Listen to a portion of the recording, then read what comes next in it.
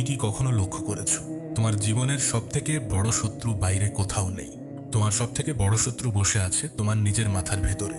রাত 12টা বেজে গেছে, চোখ বন্ধ, শরীর ক্লান্ত, কিন্তু মাথার ভেতরে একটা প্রশ্ন ঘুরছে তো ঘুরছেই। কালকে মিটিংয়ে কি বলবো? সেই মানুষটা আমাকে নিয়ে কি ভাবলো? আমি যদি ভুল সিদ্ধান্ত নিয়ে থাকি তাহলে কি হবে? একটা চিন্তা শেষ হতে না হতেই আরেকটা চিন্তা এসে হাজির।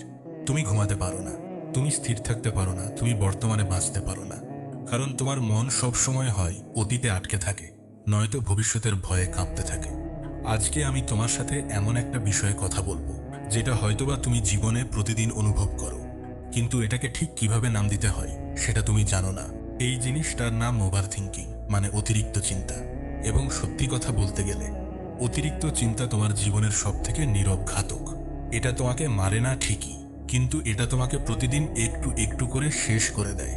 তোমার সময় কেড়ে নেয়, তোমার শান্তি কেড়ে নেয়, তোমার সিদ্ধান্ত নেওয়ার ক্ষমতা কেড়ে নেয়।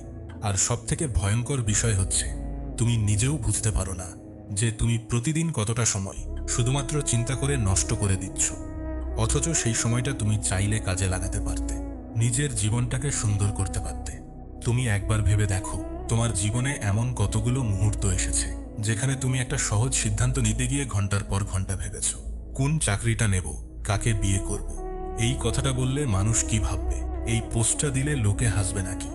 তুমি একটা সিদ্ধান্তকে হাজারবার উল্টে পাল্টে দেখো, প্রত্যেকটা সম্ভাবনা কল্পনা করো, প্রত্যেকটা খারাপ পরিণতির কথা ভাবো। আর এই ভাবতে ভাবতেই তোমার জীবনের সবথেকে দামি জিনিস সময়, সেটা হারিয়ে যায়। তুমি একটা কথা বুঝতে পারো না, চিন্তা করা আর সমাধান খোঁজা এক জিনিস নয়। সমাধান খোঁজা তোমাকে এগিয়ে নিয়ে যায়, কিন্তু অতিরিক্ত চিন্তা তোমাকে একই জায়গায় বারবার ঘুরপাক খাওয়ায়। এটা এমন একটা চক্র যেখানে তুমি প্রবেশ করো ঠিকই, কিন্তু বের হওয়ার রাস্তা খুঁজে পাও না। এখন প্রশ্ন হচ্ছে, মানুষ কেন অতিরিক্ত চিন্তা করে? এর পেছনে সবথেকে বড় কারণ হচ্ছে নিয়ন্ত্রণ হারানোর ভয়। তুমি ভবিষ্যৎকে নিয়ন্ত্রণ করতে পারো না, এটা তোমার মস্তিষ্ক জানে, কিন্তু তোমার মস্তিষ্ক এটা মেনে নিতে চায় না। তাই সে একটা বিকল্প রাস্তা বের করে, সেটা হচ্ছে বারবার চিন্তা করা। তোমার মস্তিষ্ক মনে করে, আমি যদি এই বিষয়টা নিয়ে যথেষ্ট চিন্তা করি তাহলে হয়তো আমি খারাপ কিছু ঘটার আগেই সেটাকে ঠেকাতে পারবো। কিন্তু বাস্তবতা হচ্ছে, চিন্তা করলে ভবিষ্যৎ পরিবর্তন হয় না, শুধুমাত্র বর্তমানটা নষ্ট হয়। তুমি যতই চিন্তা করো না কেন, যেটা হওয়ার সেটা হবেই, কিন্তু তুমি চিন্তা করে করে নিজের বর্তমান মুহূর্তটাকে ধ্বংস করে ফেলো।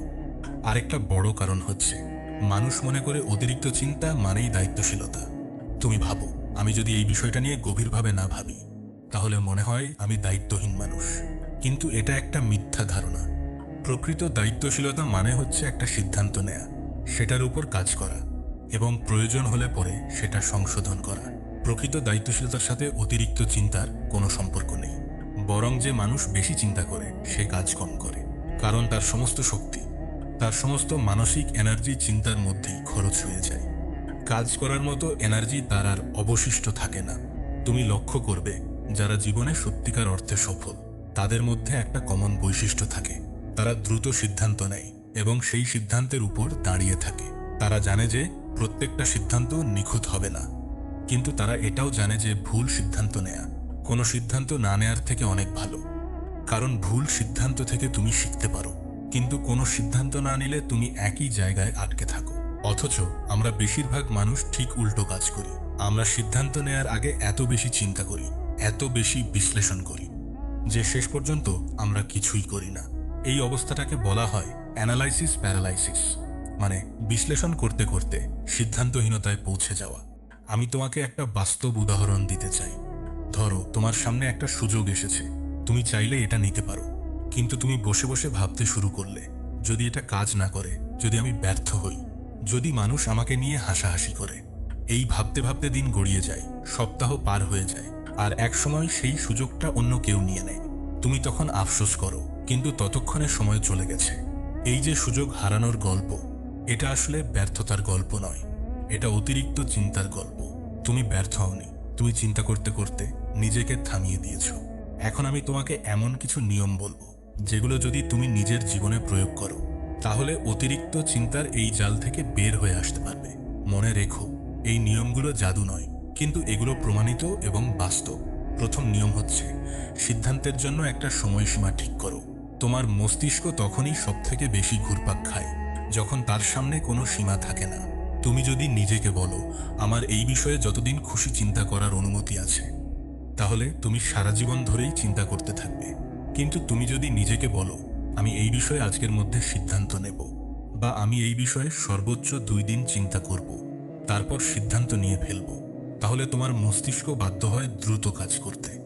ছোট বিষয়ের জন্য কয়েক মিনিট, মাঝারি বিষয়ের জন্য কয়েক ঘন্টা, আর বড় বিষয়ের জন্য সর্বোচ্চ কয়েকদিন সময় নাও।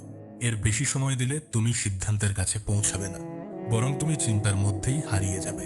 দ্বিতীয় নিয়ম হচ্ছে চিন্তাকে কাগজে নামিয়ে আনো। আমাদের মাথার ভেতরে যে চিন্তাগুলো ঘুরতে থাকে সেগুলো অস্পষ্ট, ভাষা এবং একটা আরেকটার সাথে জড়িয়ে যায়। কিন্তু যখন তুমি সেই চিন্তাগুলো কাগজে লিখতে শুরু করো, তখন সেগুলো নির্দিষ্ট আকার নেই। তুমি নিজেই দেখতে পাও আসলে তোমার সমস্যাটা কতটা, আর তোমার মাথার ভেতরে সেটাকে কতটা বড় করে দেখানো হচ্ছিল। তুমি লক্ষ্য করবে যখন কোনো ভয়ের কথা তুমি মুখে বলো বা কাগজে লেখো, সেটা হঠাৎ করেই ততটা ভয়ঙ্কর মনে হয় না যতটা সেটা তোমার মাথার ভেতরে মনে হচ্ছিল। তাই যখনই তুমি দেখবে একটা চিন্তা তোমাকে বারবার আক্রমণ করছে, তখনই সেটা লিখে ফেলো, তার নিচে লিখে ফেলো এর সমাধান কি হতে পারে। তুমি দেখে অবাক হয়ে যাবে, তুমি দেখবে কতটা হালকা লাগবে তোমার মন।